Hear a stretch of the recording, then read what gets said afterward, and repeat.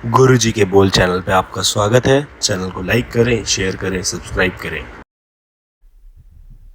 जय गुरु जी। संगत जी, वीडियो को लाइक कीजिए, चैनल को सब्सक्राइब कीजिए और बेल आइकन को प्रेस कर दीजिए ताकि आपको लेटेस्ट वीडियो की जानकारी अच्छे से मिल सके। जय गुरु जी। संगत जी, गुरु जी का अनंतम अनंतम शुक्राना। गुरु जी के श्री चरणों में कोटि कोटि प्रणाम और गुरु जी की प्यारी प्यारी संगत को जय गुरु जी। संगत जी, आज का सत्संग बहुत सुंदर है, बहुत खास है। गुरु जी की पुरानी संगत का सत्संग है। संगत जी, गुरु जी महाराज ने संगत को बहुत बहुत ब्लेसिंग दी है। उनकी जर्नी बहुत प्यारी है। आप सभी से रिक्वेस्ट है, सत्संग अंत तक सुने और पूरा सुने, भक्ति भाव के साथ सुने और गुरु जी की ढेरों ब्लेसिंग्स प्राप्त करें। संगत जी, अगर आप भी अपना सत्संग शेयर करना चाहते हैं तो हमें हिंदी में सुंदर लिखावट में ईमेल पर, आईडी पर, व्हाट्सएप पर भी शेयर कर सकते हैं। गुरु जी महाराज से यही अरदास है कि गुरु जी आप आज आपको जो मौका दिया है, बहुत किस्मत से मुझे मौका मिला है। आज मैं जो कुछ भी बोलूं, आप ही बुलवाना, आप ही मुझे शब्द देना। संगत जी, पहले मैं गुरु जी को जानती नहीं थी और उनको मानती भी नहीं थी, क्योंकि संगत जी बहुत सारे गुरु ऐसे होते हैं जो लोगों को बरगला देते हैं, इसलिए मैं किसी भी गुरु को नहीं मानती थी। लेकिन संगत जी, मुझे गुरु जी का बुलावा था, इसलिए गुप्ता अंकल आए और हम गुरु जी महाराज के दरबार में पहुंच गए। और संगत जी, जब मैं गुरु जी महाराज के दरबार में गई तो मैं सिर्फ यह देखने गई थी कि यह एनालिसिस करने आई थी कि सभी लोग गुरु जी को भगवान क्यों बोल रहे हैं, क्योंकि संगत जी मुझे इस बात का विश्वास नहीं था कि कैसे सब लोग एक इंसान को भगवान कह रहे हैं। और संगत जी, गुरु जी महाराज ने मुझे पहले दिन ही अपना शिव रूप दिखा दिया था और यहाँ तक कि गुरु जी ने इतना ब्लेस किया कि पूरे 1 महीने तक मेरे घर में गुरु जी महाराज की फ्रेगनेंस आती रही। लेकिन संगत जी, मैं फिर भी नहीं मानती थी ये फ्रेगनेंस गुरु जी की है। और एक दिन मेरे घर पे पुष्करना आंटी आई और उन्होंने कहा, बताया कि जो तुम्हारे घर में फ्रेगनेंस आ रही है वह गुरु जी की फ्रेगनेंस है। और फिर मैं ऐसे गुरु जी महाराज के पास आने लगी और गुरु जी महाराज ने मुझे बहुत सारे मिरेकल्स दिखाए ताकि मुझे विश्वास हो जाए कि मैं गुरु जी ही रब हैं, भगवान हैं। और संगत जी, धीरे धीरे मुझे गुरु जी महाराज के पास अच्छा लगने लगा। मैं गुरुजी के पास रेगुलर जाने लगी। एक बार की बात है, मैं कार में आ रही थी अपने हस्बैंड के साथ, तो मैंने कहा कि गुरुजी कहा करते हैं कि तुम्हें कहीं भटकने की ज़रूरत नहीं है, कहीं जाने की ज़रूरत नहीं है, जो कुछ भी मिलेगा सब इसी दरबार में मिलेगा। ना तुम्हें वैष्णो देवी जाना है, ना तुम्हें गोल्डन टेम्पल जाना है, जो कुछ मिलने वाला है वो वह सब इसी दरबार में मिलेगा। संगत जी, पहले हम लोगों को गुरुजी के यहाँ से सीढ़ी नहीं मिला करती थी, तो मैं, मेरे हस्बैंड और संगत की 2-3 आंटियां हमने डिसाइड करा हम लोग बंगला साहिब जाएंगे और वहां से गुरुजी महाराज की सीडी लेकर आएंगे। और मैंने उन सब से कहा कि मैं कहीं पर भी नहीं जाऊंगी, क्योंकि गुरुजी ने कहा है जो मिलेगा वह सब कुछ यहीं पर मिलेगा। तो संगत जी, मेरे हस्बैंड और वो आंटियां मेरा मजाक उड़ाने लगी, कहने लगी फिर तो बुढ़ी ही हो जाएगी, क्योंकि गुरुजी महाराज के यहाँ तो सीडी मिलती नहीं है। और संगत जी, ये सारी बातें गाड़ी में ही चल रही थी। और जब मैं एम्पायर स्टेट गई, और संगत जी उस टाइम पे बच्चे मेरे छोटे छोटे थे, तो मैंने अंकल से कह दिया था कि आज हम एम्पायर स्टेट चलेंगे तो चाय प्रसाद लेके घर आ जाएंगे, हमारे लिए चाय प्रसाद ही हमारा लंगर प्रसाद होगा। तो संगत जी, हम जब एम्पायर स्टेट पहुंचे तो 8:30 बजे के आसपास हमने चाय प्रसाद लिया और उसी को लंगर प्रसाद मानते हुए गुरु जी से आज्ञा लेकर हम घर के लिए निकल गए। और उस टाइम पर संगत जी, सिकला अंकल चाय प्रसाद बांट रहे थे और गुरुजी ने उन्हें बुलाया और सीडी दी और कहा कि ये वो आंटी को सीडी दे आऊं। और उसी टाइम पे जब मैं एम्पायर स्टेट के बाहर अपने फुटवियर पहन रही थी, तभी सिंगला अंकल आए और कहने लगे कि आंटी, ये गुरुजी ने सीडी दी है। और संगत जी, ये देखकर मेरे हस्बैंड बड़े सरप्राइज रहे। उन्होंने कहा कि तुमने आज ही गाड़ी में कहा था कि जो कुछ मिलेगा वो गुरुजी के दरबार से मिलेगा, गुरुजी ही देंगे। और आज ही गुरुजी ने तुम्हारी पुकार सुन ली, तुम्हारी अरदास कबूल कर ली है। और मेरे हस्बैंड को बहुत आश्चर्य हुआ कि कैसे गुरुजी महाराज को मन की बातें पता चल गई। और संगत जी, गुरुजी को पहले भी अपनी संगत की मन की बातें पता चलती थी, अभी भी चलती हैं और आगे भी चलती रहेंगी। और संगत जी, जब गुरुजी महाराज ने चोला छोड़ दिया तब हमें लगने लगा कि गुरुजी हमें छोड़कर चले गए हैं। लेकिन संगत जी, गुरुजी हमें कहीं छोड़कर नहीं गए, वो यहीं पर हैं। और संगत जी, गुरुजी हमेशा कहा करते थे कि मेरी सोल से प्यार करो, मेरी आत्मा से प्यार करो। संगत जी, हम जब भी गुरुजी महाराज के एम्पायर स्टेट जाते थे तो हम अक्सर यही बात किया करते थे कि देखते हैं कि आज गुरुजी कौन-सा चोला पहनेंगे, आज क्या दर्शन देंगे और आज क्या बोलेंगे, और हमें वहाँ वही अच्छा लगता था, हर दिन जाना अच्छा लगता था। इतनी क्यूरियोसिटी होती थी कि बस सब्र नहीं होता था और ऐसा लगता था कि बस फटाफट गुरुजी के दरबार पहुँच जाएँ। तो संगत जी, मैं अब आपको समाधि के बाद का सत्संग सुनाती हूँ। संगत जी, जब गुरुजी महाराज ने समाधि ली तो मैं बहुत टूट गई। मैंने सोचा कि गुरुजी, हमने तो वैष्णो देवी, गोल्डन टेम्पल सब जगह छोड़ दी, अब हम किसी मंदिर नहीं जाते, किसी गुरुद्वारे नहीं जाते, और सभी जगहों का हमने थैंक्स किया कि हम उन्होंने हमें आप जैसा गुरु दिया है और हम आपके पास आ गए। लेकिन गुरुजी, आप तो एक इंसान निकले, आपने तो अपना शरीर छोड़ दिया। और संगत जी, मैं बहुत-बहुत रोई जब गुरुजी ने 31 मई 2007 को अपना शरीर त्याग दिया। संगत जी, मेरा बहुत-बहुत बुरा हाल हो गया था। मेरी मम्मी आई मुझे सँभालने के लिए, लेकिन संगत जी, मैं नहीं सँभल पा रही थी। और संगत जी, उसके 2-3 दिन बाद ही गुरुजी महाराज ने मुझे अपना रूप दिखाया, यह बताया कि मैं यहीं हूँ, कहीं नहीं गया हूँ। यह संगत जी की एक यश अंकल हैं, गुरुजी महाराज उनकी गाड़ी में आकर के बैठ गए और कहने लगे कि तुमने क्या सोचा है? मैं चला गया हूँ। और गुरुजी ने कहा कि मैं शिवरात्रि के दिन 6 बजे आऊँगा। 31 मई को हम लोग बहुत रो रहे थे और 2 जून को हम लोग समोसे और जलेबियाँ खा रहे थे, क्योंकि हमने गुरुजी महाराज की आवाज़ सुन ली थी। और संगत जी, जब गुरुजी महाराज ने अपना शरीर त्यागा तो सारी रात पूरे 2-3 दिन तक मैं रोती रही, और एक गाना सुनते-सुनते, एक शब्द सुनते-सुनते मैं रोती रही। पता नहीं वो कैसेट मेरे पास कैसे आ गई, मैं रोई, सारा जग रोया जद मेरे गुरु अमर हुए। और संगत जी, मेरी नानी कहा करती थी कि जो नानक है वो ज़रूर आएगा, अपनी संगत को तारने के लिए ज़रूर आएगा। और मैं सारी शब्द वगैरह सुना करती थी और मुझे लगता था कि मेरे गुरु सबको तारने वाले हैं, वो ज़रूर आएँगे, वो कहीं नहीं गए हैं ये। और 2 जून को ही गुरुजी महाराज गाड़ी में आ गए, हमने उनकी आवाज़ सुनी। और संगत जी, गुरुजी महाराज की आवाज़ सुनकर बहुत तसल्ली मिली, बहुत सुकून मिला कि गुरुजी महाराज कहीं नहीं गए हैं, यहीं हैं। संगत जी, कल भी गुरुजी थे, आज भी हैं और हमेशा रहेंगे। तो संगत जी, समाधि के बाद भी गुरुजी ने बिल्कुल भी अपनी संगत को नहीं टूटने दिया। और संगत जी, जब गुरुजी महाराज ने समाधि ले ली तो मन में यही विचार उठा करते थे कि गुरुजी अब है या नहीं है। तो गुरुजी हमें अमृत वर्षा के रूप में अपने दर्शन दे देते थे। तो कभी गुरुजी की खुशबू आने लगती थी हमें, और संगत जी, इस बात से हमें तसल्ली मिल जाती थी कि गुरुजी महाराज हैं। एक दिन की बात है संगत जी, हम लोग बैठ कर के फ़िल्मी गाने लिख रहे थे। जब भी हमें गुरुजी की याद आती थी तो हम फ़िल्मी गाने लिखा करते थे। और संगत जी, सारे गाने लिखने के बाद मैं अपने हस्बैंड को बोला करती थी कि ये सारे गाने मैं सीडी में रिकॉर्ड करवाऊँगी, और जब भी मेरे गुरुजी की याद आएगी या मुझे गुरुजी के किसी फंक्शन पे बजाने लगूँगे तो मैं इनको प्ले कर दूँगी। तो संगत जी, मैंने गाने लिखे और सीडी में रिकॉर्ड करवा लिए और रख दिए। एक रित कपूर आंटी हैं जो डीएलएफ में रहती हैं, उनके घर पे सत्संग था। और संगत जी, मैं अपने साथ गाड़ी में घुंघरू भी ले गई और सीडी को भी ले गई, पर मन में एक बात का डाउट था कि संगत जी, यह सब अच्छा लगेगा या नहीं लगेगा। और मैं मनी मन गुरुजी से कह रही थी कि गुरुजी, मैं आपको बहुत प्यार करती हूँ, पर मैं आपको कैसे इस बात का इज़हार करूँ, आपको कैसे इस बात का रियलाइज़ हो कि मैं आपको कितना प्यार करती हूँ।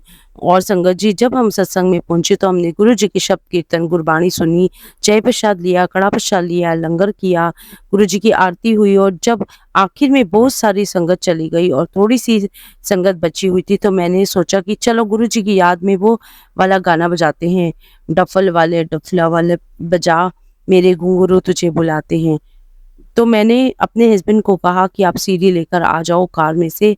तो वहाँ एक संगत अंकल ने मुझे डाँटा और कहा कि नहीं, आप ऐसे गाने प्ले नहीं कर सकते गुरुजी के लिए, हम ऐसे गाने प्ले नहीं करते हैं। और मैं मन ही मन में बोल रही हूँ कि गुरुजी, आज से पहले तो ना मैंने कभी डांस किया है, ना गाने गाए हैं, लेकिन जब भी से आप मिले हो, मेरा दिल बहुत झूम उठता है, बहुत खुशी में मन करता है कि मैं गाऊँ, नाचूँ, कि आप मुझे मिले तो हो, पर मेरा तो बहुत मन कर रहा है और मुझे मना कर रहे हैं। और संगत जी, इतनी ही देर में वहाँ पर गुरुजी के सभी फ़ोटो में से, गुरुजी के सभी स्वरूपों में से बहुत सारा अमृत निकलने लगा। और फिर संगत जी, वही अंकल मेरे पास आए और कहने लगे कि आंटी, मुझे गाड़ी में से वो सीडी लाकर दो, मैं प्ले करता हूँ। और संगत जी, हमने सीडी प्ले की और हम लोगों ने बहुत डांस किया और बहुत डांस किया और बहुत अमृत निकला। उस दिन तो संगत जी, कहना चाहती हूँ कि गुरुजी ने पल-पल हमें इस बात का विश्वास दिलाया कि मैं तुम्हारे साथ साथ ही हूँ। और कहीं नहीं गया हूँ। और संगत जी, गुरुजी ने मुझे हर पल इस बात का एहसास कराते हैं कि मैं तुम्हारे साथ हूँ। और संगत जी, ये सुख, ये दुख, ये सब मेरे अपने हैं, ये मेरे अपने कर्म है, लेकिन गुरुजी महाराज साथ रहकर नच्चो टप्पो कट्टो कटवा रहे हैं। संगत जी, हमारे दोनों बच्चे कनाडा में पढ़ते थे और संगत जी, हमारा बड़ा खर्चा होने लगा था, क्योंकि बच्चे बाहर पढ़ा करते थे। बार-बार आना-जाना, फ्लाइट के खर्चे, इवन एजुकेशन के भी में भी बहुत खर्चा होने लगा और हमारा हाथ बहुत टाइट होने लगा। और मेरे हस्बैंड सोचने लगे कि सारे एक्सपेक्टेड बढ़ गए हैं रहे हैं, तो मैं पर्सनल लोन ले लेता हूँ। और मुझे लगा कि अगर ये पर्सनल लोन लेंगे तो ये तो बहुत इंश्योरेंस इंटरेस्ट आएगा। तो संगत जी, उस कारण से मैं बहुत कम से कम खर्चा किया करती थी घर में, और गुरुजी महाराज से अरदास किया करती थी कि गुरुजी महाराज इतनी कृपा करना कि किसी के सामने हाथ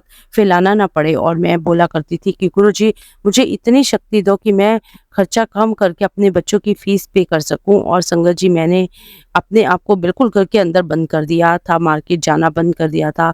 और इवन संगत जी, हमने घर में सब्जियां भी कम से कम लेना शुरू कर दी, क्योंकि संगत जी, मैं ये सोचा करती थी कि कहीं मेरे हस्बैंड के ऊपर ज़्यादा बर्डन ना आ जाए। हालाँकि संगत जी, ऐसी कभी नौबत आई नहीं, ऐसा कोई बर्डन आया नहीं। बस वह एक मन में डर सा लगा रहता था कि मैं फीस पे टाइम पे पे कर पाऊँगी या नहीं। एक दिन की बात है संगत जी, गर्मी के दिन थे और मेरी बेटी स्कूल से आई हुई थी।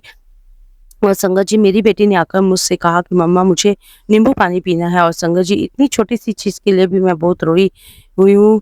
मैं गुरुजी महाराज के सामने बैठकर मैंने कहा कि गुरुजी, मैं तो वैसे ही बहुत हाथ टाइट करके चलती हूँ और मैं तो बाहर भी नहीं जाती हूँ सब्जियां लेने के लिए। आज मेरी बच्ची एक नींबू पानी के लिए भी तरस रही है। और संगत जी, अब बस आप गुरुजी महाराज से अरदास ही कर रही थी कि इतने में डोरबेल बजी और मैं बाहर गई तो देखा हमारा दूध वाला खड़ा है, और दूध वाले ने दूध तो दिया ही दिया, और साथ में उसने मुझे कहा कि ये लो आंटी। मैंने देखा तो साथ में नींबू लेकर आया था। मुझे बड़ा आश्चर्य हुआ। मैंने कहा कि तू ये नींबू कहाँ से लेकर आया है? तो कहने लगा कि रास्ते में एक पेड़ था और वहां पे ये सारे नींबू लगे हुए थे, जो मुझे बहुत अच्छे लग रहे थे, तो मैंने आपके लिए भी तोड़ ले आया। और मुझे समझ में आ गया कि गुरुजी महाराज मेरी सारी बातें सुन रहे हैं, सारी परेशानियां समझ रहे हैं और वो सॉल्व भी करते जा रहे हैं मेरी परेशानियों को। और गुरुजी महाराज मुझे इस बात का एहसास करवा रहे थे कि तू चिंता मत कर, मैं तेरा पूरा ध्यान दे रहा हूँ। और संगत जी, फिर गुरुजी महाराज मेरा हर पल ध्यान देने लगे। इस बीच में मेरी बेटी भी बाहर चली गई